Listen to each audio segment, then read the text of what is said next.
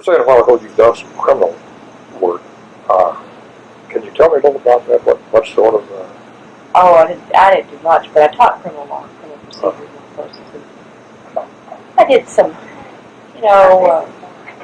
I never did a criminal trial. I did, jury trial. I did, probable cause hearings, other cases. I had some really tough crimes. I had one appear that the prosecutor called me years ago and said that he had a guy who was accused of rape, and the guy wanted a woman lawyer. But I do it as a favor to him. That's really odd. Terrible case. Remember that case where I represented that guy? It was a fascinating case. It was really an interesting case. This guy was accused of raping a 12-year-old who was the daughter of the family he was living in Springfield. They lived on the side of the tracks in Springfield. And the guy was from Green Forest. His family still had a little farm. And he was one of these rootless folks who wasn't going to make a living on the land, and he was kind of around.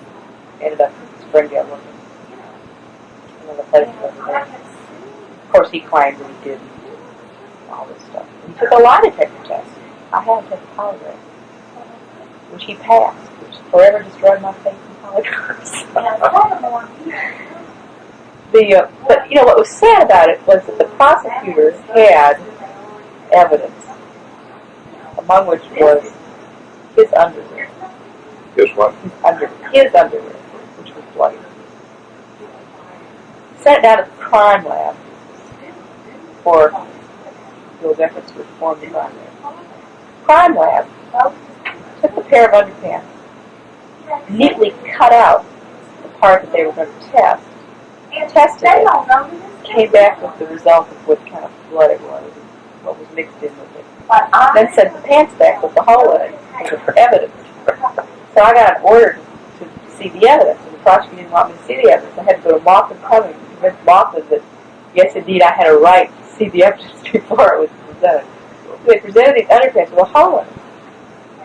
I said, what kind of evidence is that? You've got a pair of underpants with a hole in it.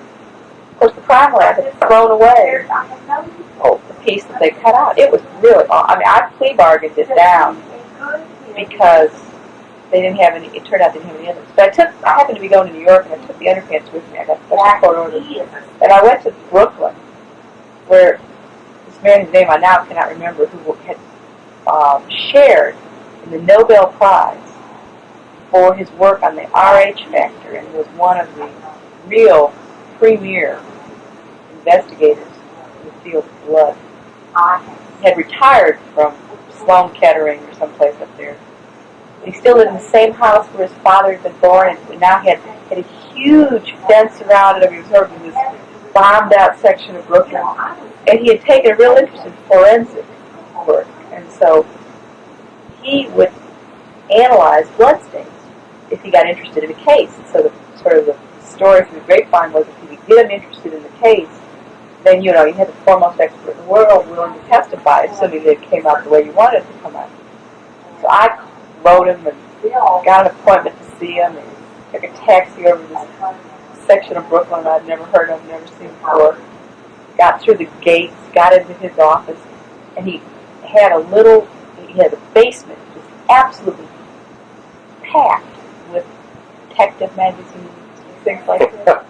And he sat at his little desk, and I pulled out my underpants, and gave them to him, and started analyzing, looking at the fibers, with magnifying glass and all that stuff. And you can't prove anything. You can't even, so I could see a slight trace, but it wouldn't be enough to test and all that. So I went back and told Malin Gibson that I probably can't remember his name, but I cut out his who's who, and I'd done all this stuff, and I handed it to Malin Gibson. I said, well, this guy's ready to come from New York to prevent this miscarriage of justice. So we were going to plea bargain. So I went before Moffitt Cummings to present the plea. And Moffitt said, what is this? And Gibson said it was, first degree rape. And, but he was dropping the charge, he was dropping it with, I can't remember, something like family or something. So Moffitt had to, under law, he was supposed to determine whether the plea was factually supported. Moffitt asked me to leave the room while he examined my client so that he could find out his factually supported. I said, Judge, I can't leave the room. I'm his lawyer. So I know, but I don't want to talk about this in front of you. Oh, God. Really? Yeah. So that was Moffitt. Had a lot of fun with Moffitt. But anyway, I did some of that. How did it turn out? Oh, he plea bargained. We got him off with time served in the county jail. He'd been in the county jail about 2 months.